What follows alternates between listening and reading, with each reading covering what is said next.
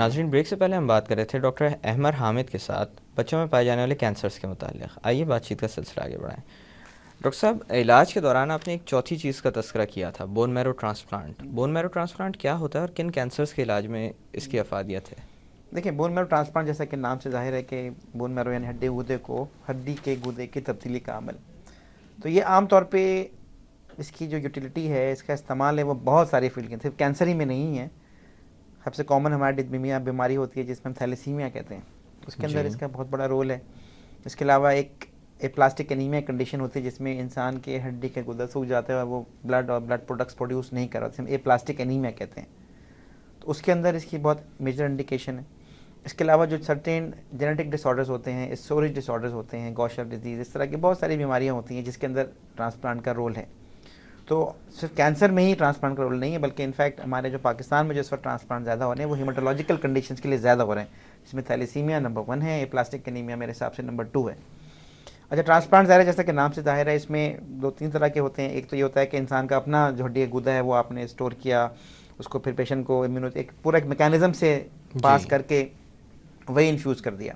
اور دوسرا ہوتا ہے میچ سبلنگ، یعنی بچے کے جینیٹک بھائی بہن، ان کا بون میرو لے کے اس کو اسٹور کیا. یہ ایسے جیسے ایک ٹرانسفیوژن ہوتا ہے اور اس کو بڑھا کے اس میں انجیکٹ کر دیا، اور پھر امیونوتھراپی ہوتی ہے، سپورٹیو کیئر ہوتی ہے، بہت زیادہ ہوتی ہے. تو ذہن میں تو بہت ساری پتہ نہیں کیا چیز ہے، یہ بہت ساری مشینیں لگیں گی، یہ بالکل، اور کافی تکلیف دہ عمل سننے میں لگتا ہے. یہ ہوگا وہ ایسی بات نہیں ہے، لیکن بیسیکلی تو اس طرح سے ایک ٹرانسفیوژن کی طرح ہوتا ہے. آپ نے میرو وہاں سے لیا اور اس کو انجیکٹ کر دیا اپنے ہوسٹ کے اندر، یا جو اس کو کس حد تک کامیاب ہے بون میرو یہ ڈپینڈ ٹرانسپلانٹ؟ کرتا ہے بچوں کی بیماری کے اوپر کس حد تک ہے. جیسے میں نے بتایا نا کہ جو مین ہمارے پاس انڈیکیشن ہے وہ ہیماٹولوجیکل کنڈیشنز کے اندر ہے. تو 100% تو کامیاب ظاہر ہے چیز ہمارا کوئی بھی نہیں ہے اس حوالے سے. یہ ایک آپشن ہوتا ہے لیکن ویری کرتا ہے، 40%، 50%، 60%، 70%، 80% کیور ریٹ ہے اس کا.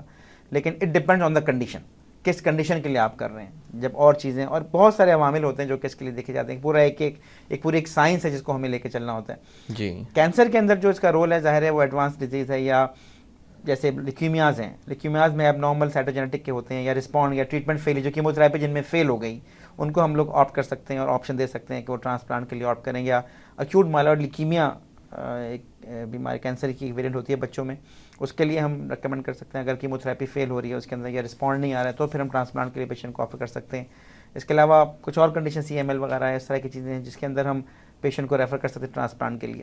لیکن پاکستان میں کیونکہ ادارے بہت کم ہیں، لمیٹیڈ ہیں، کیونکہ اس پہ وسائل بہت زیادہ لگتے ہیں، بہت ایکسپینسو ہوتا ہے، 2 سے 3 ملین تک اس کے اوپر خرچ ہو جاتا ہے. تو ظاہر ہے ہمارے پاس بہت ڈیٹا نہیں ہے لوکل کہ جس پہ ہم کہہ سکیں کہ بھائی ٹرانسپلانٹ ہو رہا ہے، ٹرانسپلانٹ کے اتنے کیور ریٹ ہیں، اتنے سکسیس ریٹ ہیں. تو وہاں پہ کوئی ڈیٹا نہیں ہے جس پہ ہم کہیں کہ بہت سارے لوگ افورڈ بھی نہیں کر سکتے. اچھا ڈاکٹر صاحب، پاکستان میں کہاں کہاں کیا جا رہا ہے بون میرو ٹرانسپلانٹ؟ پاکستان میں ظاہر ہے تقریباً اس وقت 2 سے 3 ادارے ہیں جہاں پہ اس وقت ٹرانسپلانٹ کی فیسلٹی موجود ہے. کراچی میں آقان ہاسپٹل ہے، NIBD ایک ادارہ ہے وہاں پر ہے، arm force institute of pathology Pindi کے اندر ہے، وہاں پر ہو رہا ہے. اور آٹولوگس ٹرانسپلانٹ شاید اب شوکت خانہ میں بھی میرے حساب سے شروع ہے. لیکن آٹولوگس مطلب انسان کے اپنے جسم کا نکال کے، تو جو میچ سبلنگ والا ہوتا ہے ہیموپوٹک اسٹیم سیل ٹرانسپلانٹ، وہ بھی شاید وہاں پر بھی شروع نہیں ہوا ہے. تو لمیٹڈ فیسلٹی ہے، لمیٹڈ وسائل ہیں ابھی، اور میں یہ سمجھتا ہوں کہ بہت ہی انیشیل اسٹیج کے اندر ہے پاکستان کے اندر ٹرانسپلانٹ. لیکن انٹرنیشنلی یقیناً اس پہ بہت زیادہ کام ہو رہا ہے، بہت زیادہ ایڈوانس اس کے اوپر ہو چکی ہیں. اور جو افورڈیبل لوگ ہوتے ہیں وہ جہاں سے پاکستان سے باہر جا کے بیرون ملک جا کے ٹرانسپلانٹ کرواتے ہیں. تو بہرحال بھی بہت اس پہ کام کرنے کی ضرورت ہے، بہت ریسرچ کرنے کی ضرورت ہے، اور بہت اداروں کو ڈیولپ کرنے کی ضرورت ہے پاکستان کے اندر. اچھا ڈاکٹر صاحب، ہماری آبادی کا ایک بہت بڑا حصہ وہ ہے جو معاشی طور پر مستحکم نہیں ہے. شاید یہ بھی ایک وجہ ہے کہ والدین تیار نہیں ہو پاتے کہ اس خبر کو ان کے سامنے افشاں کیا جائے کہ ان کے بچے کو کینسر ہو چکا ہے، یا بایوپسی وغیرہ کا جب کہا جاتا ہے یا اندیشہ ظاہر کیا جاتا ہے تو وہ اکثر کہیں اور چلے جاتے ہیں، کسی اور طریقہ علاج پر غور کرنے لگتے ہیں وغیرہ وغیرہ. تو کینسر کا علاج کتنا مہنگا ہے؟ دیکھیے، ایک تو یہ بھی بات میں نے ویسے کہ پہلے کہی کہ یہ ڈپینڈ کرتا ہے کینسر کے اوپر. جیسے لیکیمیاز ہیں یا دوسرے ٹیومرز ہیں تو ویری کرتا ہے جس ادارے سے میں وابستہ ہوں، کیونکہ یہ بچوں کو free of cost cancer treatment provide کرتا ہے. تو ہمارے اس کی کاسٹ تقریباً 2 سے 3 لاکھ سے لے کے اپ ٹو 1.5 ملین تک چلی جاتی ہے. اور اسی طرح سے جو دیگر ادارے ہیں وہاں پہ ظاہر ہے کاسٹ بڑھتی جاتی ہے، کیونکہ سپورٹ سروسز بہت مہنگی ہوتی ہیں، بہت ایکسپینسو ہوتی ہیں سپورٹ سروسز وغیرہ. تو لیکن جو ٹریٹمنٹ کی رینج ہو سکتی ہے وہ کیوں سمجھ لیں 2 سے 3 لاکھ سے لے کے جو ہاجکن لمفوما ہیں یا ریٹینوبلاسٹوماز وغیرہ، کمپیریٹیولی بہت کم پیسوں میں ان کا ٹریٹمنٹ ہو سکتا ہے.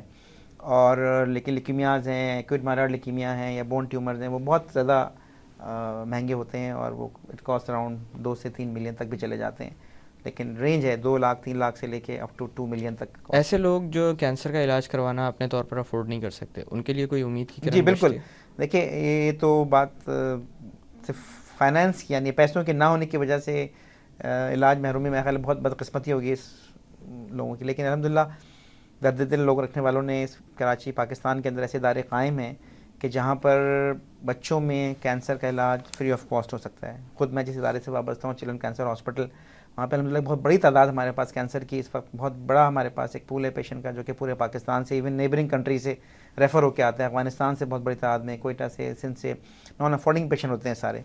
الحمدللہ لوگوں کے تعاون سے، لوگوں کے فنڈ سے، لوگوں کی زکوٰۃ اور ڈونیشن سے ان بچوں کا علاج بخیر و خوبی اور اسٹینڈرڈ پروٹوکال پہ، ایسا بھی نہیں کہ ان کو ایویں تیویں، بالکل پراپر اسٹینڈرڈ پروٹوکال کے اوپر ان کو ٹریٹمنٹ دیا جاتا ہے، جو اس وقت انٹرنیشنل ریکمینڈڈ پروٹوکالز ہیں. تو پیسہ الحمدللہ از نو ایشو. اگر پیشنٹ ہمارے ادارے میں ریفر ہوتا ہے کینسر ہاسپٹل میں، اسی طرح لاہور میں شوکت خانہ میں جو کہ بچوں کے کینسر کو فری آف کاسٹ ٹریٹمنٹ دیتا ہے. اور بھی ادارے ہیں جو کہ اپنی بساط کے حساب سے ویلفیئر کرتے ضرور ہیں، لیکن کوئی ایسا بچہ جس کو بلڈ کینسر ہے یا کوئی اور کینسر ہے اور صرف اس کے والدین کا پیسہ نہیں ہے، تو میں یہ سمجھتا ہوں کہ وہ ہمارے ادارے میں پہنچے تو یقیناً اس کو ہم فری آف کاسٹ ٹریٹمنٹ دیں گے، اور دے رہے ہیں اس وقت. ہمارے ادارے میں تقریباً 80-90% پیشنٹ جو ہیں وہ فری آف کاسٹ ٹریٹ ہو رہے ہیں. مطلب پیشنٹ کو اپنے اینڈ کے اوپر کوئی فنڈنگ یا کوئی پیسہ نہیں دینا پڑتا، اور ادارہ ہے، ٹرسٹ ہے، وہ ان کے ٹریٹمنٹ کا علاج اور ذمہ داری جو بھی تخمینہ ہے وہ برداشت جی کرتا بالکل ہے. بالکل.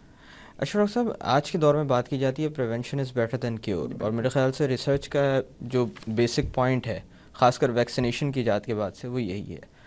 تو اس مناسبت سے میں آپ سے پوچھنا چاہوں گا کہ پریونشن کے کوئی طریقے ہیں کہ آپ کینسر کے ہونے سے پہلے ہی اپنے بچوں کو محفوظ رکھ سکیں؟ دیکھیے پریونشن کی ڈیفینیٹلی طریقے تو موجود ہیں، لیکن پیڈیاٹرک پاپولیشن یعنی جو چائلڈہڈ کینسر ہے، اس کے اندر وہ اس طرح سے پریونٹیو چیزیں ہوتی نہیں ہیں کہ جو کہ آپ اگر اختیار کریں تو اور کینسر نہ ہو. بڑوں میں تو یقیناً بہت ساری چیزیں، ایڈلٹ کے اندر تو بہت ساری چیزیں، جیسے پان، چھالیا، تمباکو اگر آپ نہ کھائیں تو کینسر کے چانسز کم ہو جائیں گے. الکوہول ظاہر ہے الحمدللہ وہ ہمارے نہیں کھائی دی جاتی، لیکن الکوہول ایک لیور کینسر کا کامن ہے. اسی طریقے سے اسموکنگ ہے، وہ بہت کامن کینسر کا کاز ہے. لیکن بچوں کے اندر کچھ چیزیں ایسی ہیں جس کو ہم پروموٹ کرتے ہیں، جس کو ہم کرتے ہیں، جو کہ ایک انٹرنیشنل گائیڈ لائن بنی ہے کہ جس کے اندر اگر وہ پریکٹسز کو فالو کیا جائے تو کینسر کے چانسز کم ہو جاتے ہیں. جیسے ہیلدی لائف اسٹائل، مطلب ایکسیسو فوڈ میں فروٹ کا استعمال زیادہ، ریگولر ایکسرسائز، الکوہول کو اوائڈ کرنا، vaccination against hepatitis B, vaccination کا کینسر سے بچاؤ میں بھی رول ہے. جی ہاں، ہیپیٹائٹس بی ایک کامن کاز ہے لیور کینسر کا جی بچوں کے اندر.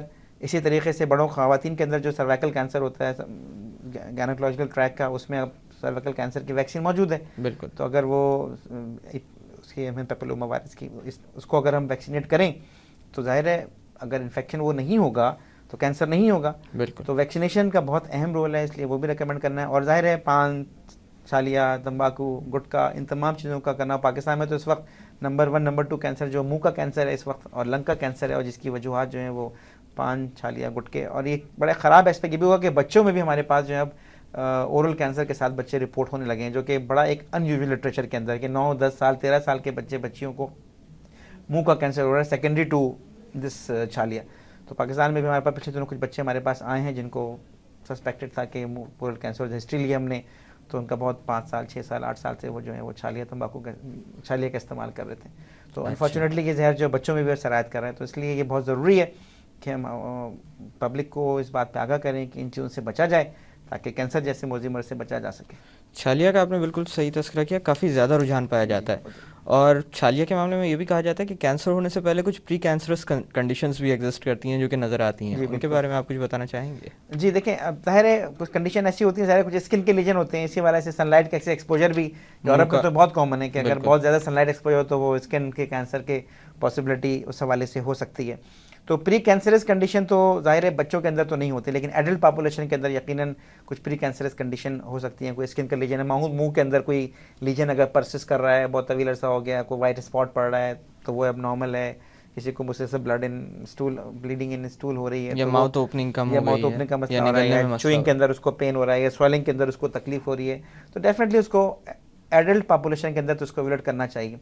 لیکن جیسا کہ میں نے بتایا کہ پیڈیاٹرک پاپولیشن کے اندر ایز سچ کوئی نون پری کینسرس کنڈیشن نہیں، لیکن کچھ جینیٹک ڈس آرڈر ہوتے ہیں، جیسے ڈاؤن سنڈروم والے بچے ہیں ٹھیک، ان کے اندر یہ نون فیکٹ ہے کہ ان کو لیکیمیا یا لیمفوپرولیٹیو ڈس آرڈر ہونے کے چانسز بہت، تو ان بچوں کو آپ سرویلنس میں رکھ سکتے ہیں.